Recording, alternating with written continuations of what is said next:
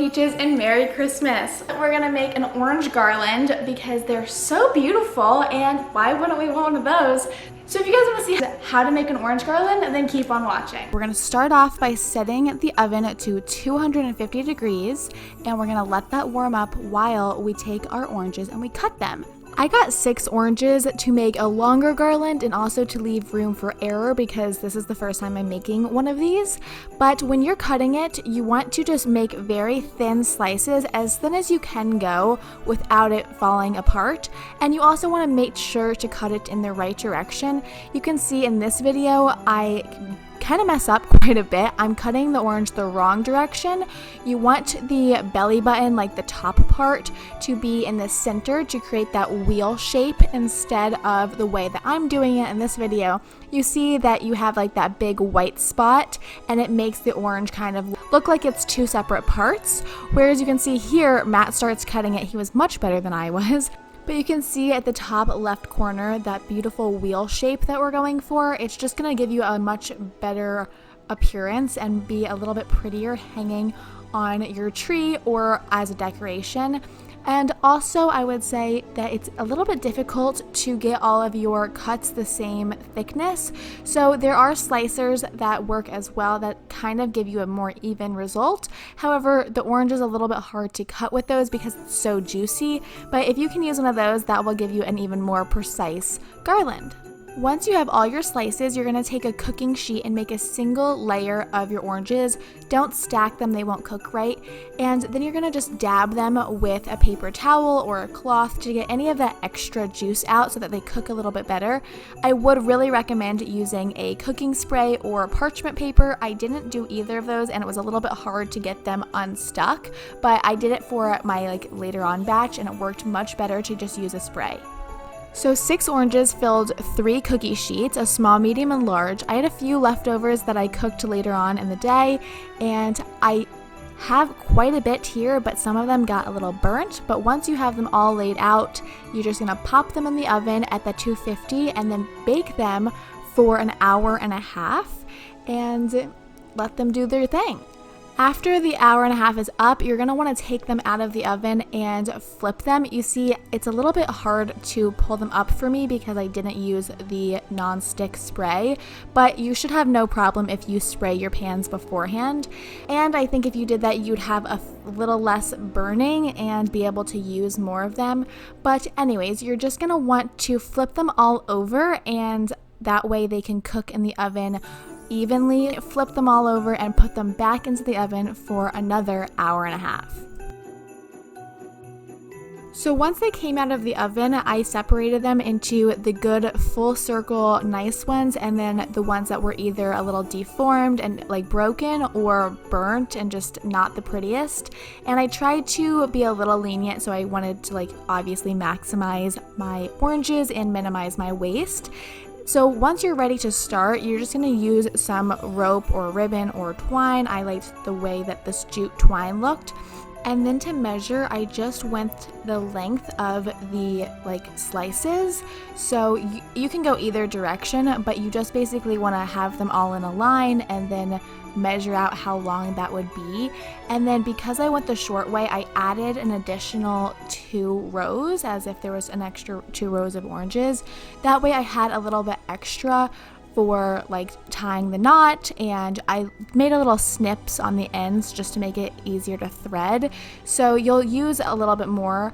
I actually added 4, but I had about 2 rows left over at the end. So when you're doing this project, only add about 2, and you should have the perfect amount without having any waste. To start off, you're just going to take your first orange and look at which direction you like, and take a knife with a sharp pointy tip, and you're just gonna decide where you want your hole, what direction you want it to hang on, and then you're just gonna stick it through the orange and twist to make a hole. Now don't go too close to the top. Usually the rind is the perfect distance because you don't want it to rip, and you're just gonna thread your thread through the hole. It's pretty self-explanatory, pretty simple. Now, you don't want to just leave it like that because one, it's facing the wrong direction and wouldn't hang properly, and two, your oranges would be sliding all over the place. So then you're just going to make a simple regular knot like when you tie your shoes. It's very easy, and that will be enough to secure it.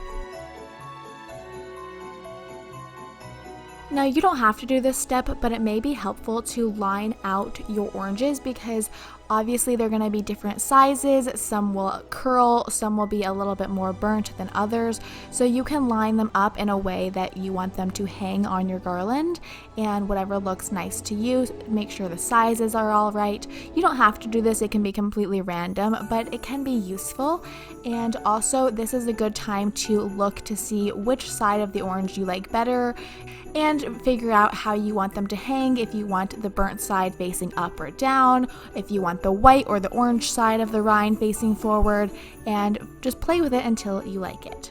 Once you know your order and how you want them to be placed, then you're just going to go and repeat the process that I showed you before, just with your knife, making a hole, and just keep in mind how it's going to hang, where you want that hole to be. And also keep in mind that when you thread, push your thread from the top to the bottom. Whichever way it's facing is the way that it's going to hang, like that's going to be the one facing forward. So whatever you want to be in the front, you want the thread to go from top to bottom with the good side on top, and that way you're picking the right side when you're threading. And again, you can try to spread them out evenly, and at first I was going to try to do the same amount of space in between each one, but that kind of didn't end up working out because each orange peel was a different size.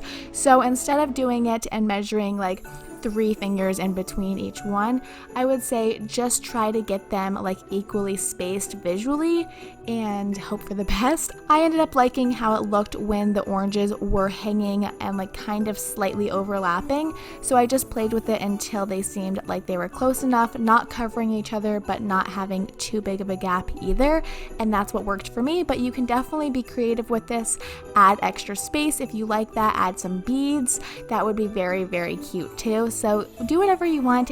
There's no right way, but just once you figure out your spacing, stay consistent throughout the whole thing and just keep tying your knots and keep threading through, and that's basically all there is to it. Can we just take a moment to appreciate how evenly this orange cooked, how perfectly sliced it is? It's just a perfect orange. So we've come to the end of the line. I've threaded all my oranges, and I want to leave a little bit of a tail on each side, so I just made sure that they were even on both sides. And this was the leftover twine that I had that I didn't end up using from that long string. So if you do end up with any waste, just save it to use for a different project later on. And then as far as the oranges go, I used 31 slices in total, and I ended up with about an orange worth of waste, which is a bummer, but at least I know for next time.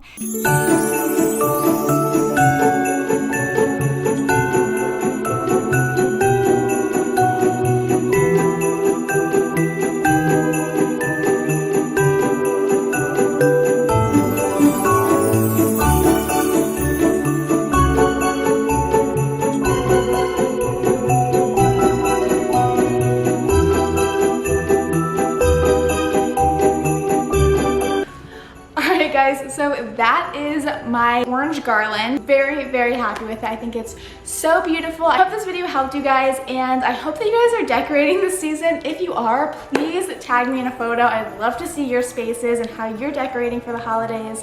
If you guys like this video, don't forget to give it a big thumbs up and to subscribe down below to see more of me. And as always, thanks so much for watching. We'll see you next week. Bye!